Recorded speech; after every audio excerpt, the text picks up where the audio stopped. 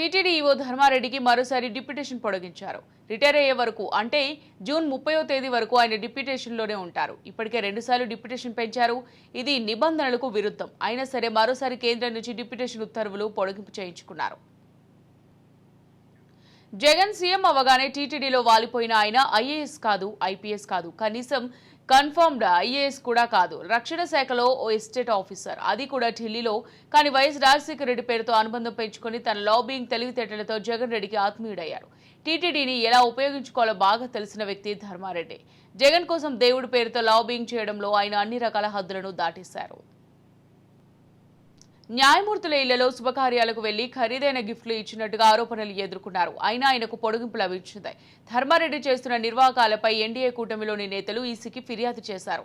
ఆయనను TTD post నుంచి తప్పించాలని కోరారు. కానీ ఎలాంటి స్పందన లేదు.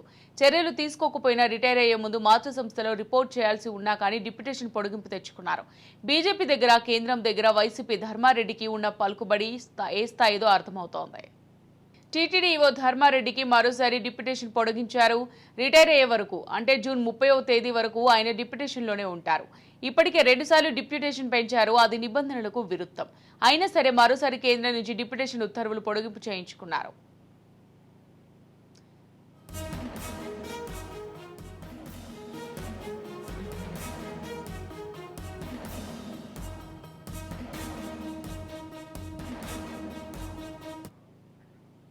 జగన్ సీఎం అవగానే టీటీడీలో వాలిపోయిన ఆయన ఐఏఎస్ కాదు, ఐపీఎస్ కాదు, కనీసం కన్ఫర్మ్డ్ ఐఏఎస్ కూడా కాదు.